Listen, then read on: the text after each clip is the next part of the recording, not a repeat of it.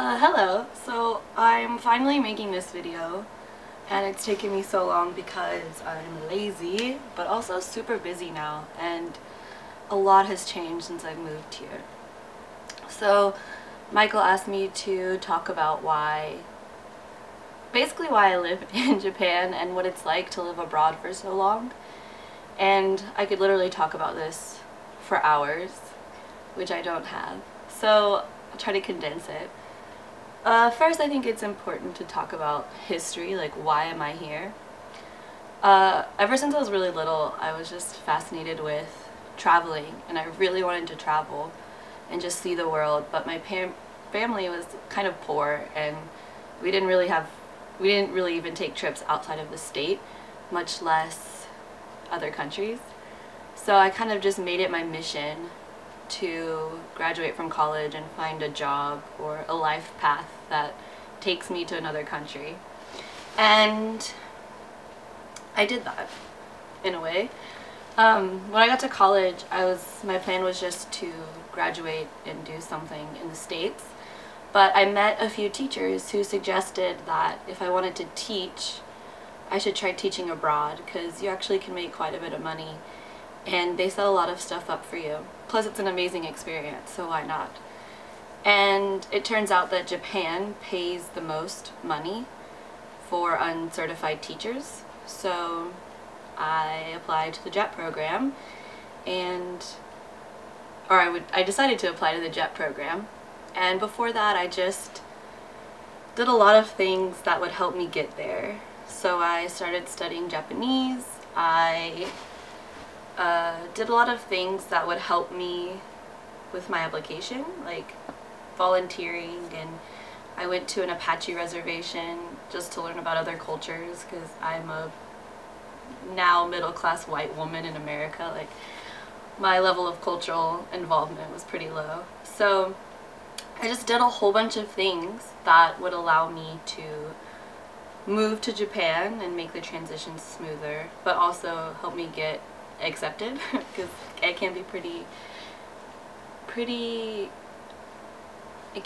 competitive. So I did all of that and I applied and I got an interview, but I was waitlisted. So I got another job at a marketing firm, like office job, and it was horrible. It was torturous. So when I finally got that phone call from the JET program on July 4th, I cried because I was so happy to get out of that situation that I was in. But also, like, going to Japan has been like a dream of mine for a long time, and I succeeded, so I was really happy. And at that point I don't even remember being scared at all. I just jumped into it, you know. I started studying Japanese hardcore and preparing myself to get here. And my first home was in a very, very small town in southern Kyushu, which is like the southern island. Not Okinawa, but almost. And it was just a really small, like, fishing community and like industry community. And it was scary, but I think because I'm me, I wouldn't admit to myself that I was having a hard time, and not hard time like assimilating and learning the language and things like that, but it just was so different to be without my family and my friends and be in such a small place and have to work such an interesting job.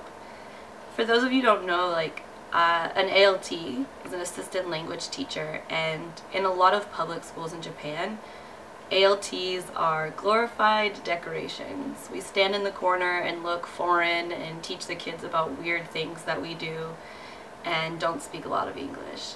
So needless to say, Japan's public education system, especially when it comes to foreign language learning, is horrible. It's horrible. But somehow I stuck it out for 3 years and I learned so much. Anyone who knows me before Japan knows that I am like super shy, socially awkward, almost like borderline bitchy, because I was so shy. And I came to Japan, and if I had that same personality and mindset when I came here, I would have died. I would not have survived.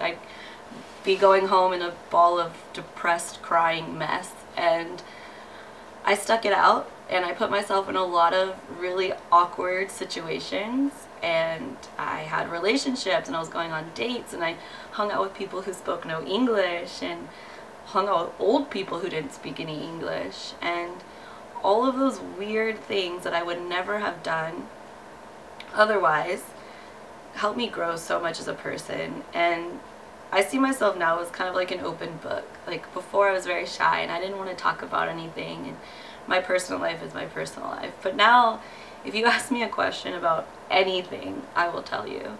And I just think it's because Japan has forced me to become like this caricature. You know, people see foreigners in a certain way, and you kind of want to fulfill that, but also at the same time prove them wrong. So I tend to be told that I like deal with Japan really easily. You know, like, I know a lot about Japan, and I've learned and studied culture so much that in these like 3.5 years that I've been here almost, I know a lot, so I can fake my way around a Japanese event. But at the same time, I tell people what I'm thinking, and my Japanese can be really brash and abrasive maybe sometimes because I don't care. Like, I am an American, it doesn't matter. And it's kind of the beauty of living in Japan as a foreigner, is that people expect you to be a foreigner. So if you speak Japanese, if you like can use chopsticks sometimes, if you know certain things about Japanese culture, they're like endlessly impressed. So it kind of gets you an in. But at the same time, people know that you are a foreigner, and that is, if you didn't grow up in Japan, there are things that you're not going to know or understand or be able to do. So you kind of run with it. You kind of just decide like, okay, yeah, like, I'm a foreigner and I live in Japan, and I, for all intents and purposes, like, I am a Japanese inhabitant. You know, I do Japanese things, but I also am an American, and I do very American things.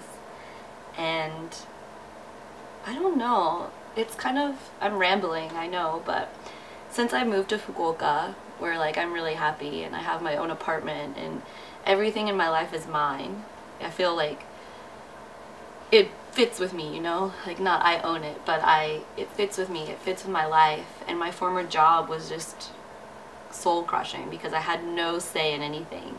And now I'm like in charge of a lot of things. I have a lot of responsibility at my job, and our kids are fluent in English because we don't speak Japanese, and all these amazing things. And my apartment just gives me life because it's so cozy and warm, and I love it. So now that I'm experiencing this Japan, I realize like so much how Japan has changed me, or formed me, and helped me grow into the person that I was meant to be, I guess. Because all of this stuff has been inside, you know, like, I've always been like strong woman, but just hidden by my own fear of things. And now that I live in Japan, and I've lived here for basically my whole adult life, you know, I graduated college and I moved here. Now that I've lived here for so long, I realize that like fear it gets in the way of so much. It really does. And what I tell people now when I meet them and they say, oh, you're so brave for moving abroad and living there and just making the big move, I'm just like, I don't know if I consider myself brave when I hear that.